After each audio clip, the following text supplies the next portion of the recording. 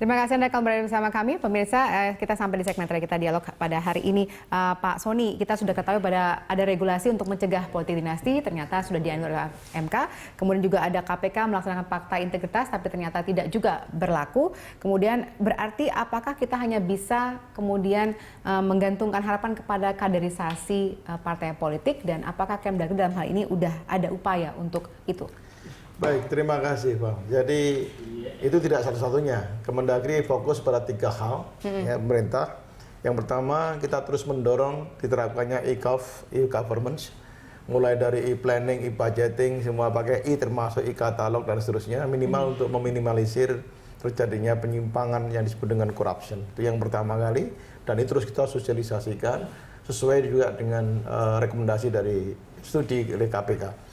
Yang kedua, tetap walaupun ini tidak signifikan dalam arti sangat signifikan sekali, yaitu training, orientasi tetap kita lakukan.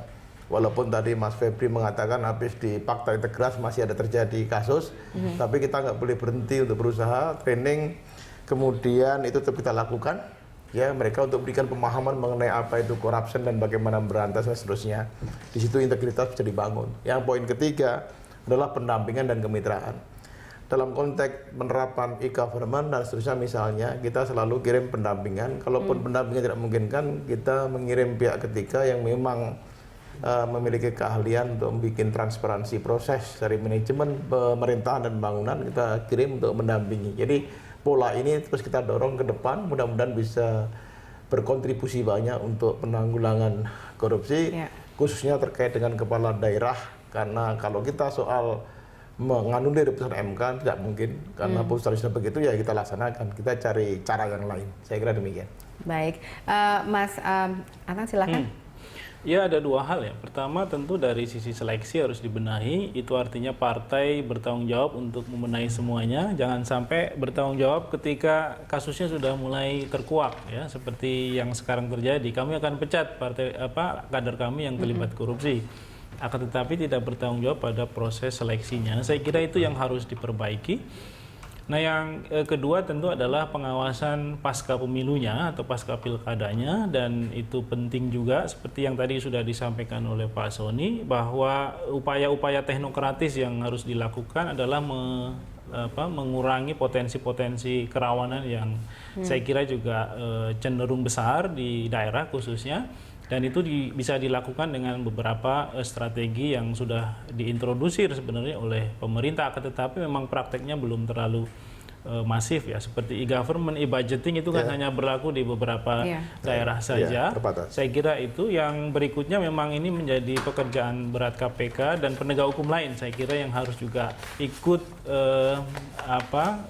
peran sertanya dalam mengawasi dan melakukan penindakan terhadap berbagai macam praktek korupsi, karena KPK sendiri tentu kewalahan ya untuk menangani seluruh Indonesia ini.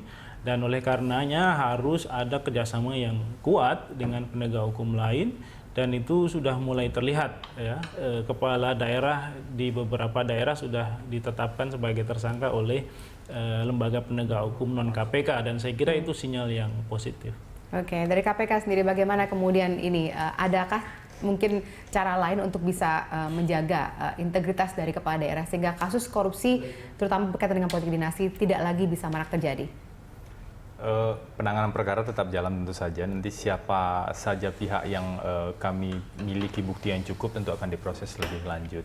Tapi pencegahan tentu tidak berhenti. Betul bahwa kita kecewa misalnya satu dari sekian banyak kepala daerah di Jawa Tengah melanggar apa yang sudah ditandatanganinya sendiri. Tapi di sisi lain kita ingin melihat itu juga sebagai peringatan buat kepala daerah yang lain.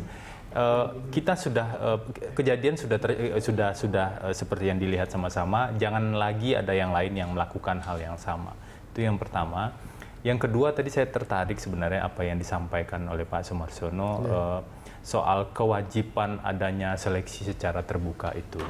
Ini bisa kita gabungkan, saya kira kemarin KPK menghimbau agar masyarakat secara masif juga bisa melaporkan kalau ada indikasi-indikasi permintaan uang atau jual beli jabatan. kita akan koordinasi lebih lanjut juga dengan penegak hukum lain, termasuk juga Saber Pungli. Dan ada tambahan satu lagi yang menarik tadi disampaikan, kalau memang ternyata proses seleksi tidak dilakukan untuk jabatan yang lebih tinggi, saya kira ini ada peluang untuk direview kembali. Betul. Jadi pendekatan penindakan satu hal, pencegahan satu hal untuk memupuk integritas dan pembentukan sistem. Mekanisme review juga penting kita lakukan, dan saya kira ini juga hal krusial yang ke depan mungkin bisa dikerjakan bersama-sama. Baik, terima kasih sudah bergabung sama kami, Pak Sony, Mas Atan, dan Mas Febri. Mudah-mudahan ini tidak lagi terjadi di masa yang akan datang. Terima kasih. Dan pemirsa, demikianlah Prime Time Talk kali ini. Anda bisa memberikan informasi dan saran kepada kami lewat email di redaksi @1.tv atau follow kami via Twitter, Facebook, YouTube, dan Instagram. Terima kasih atas perhatian Anda. Saya Valerina Daniel, sampai jumpa.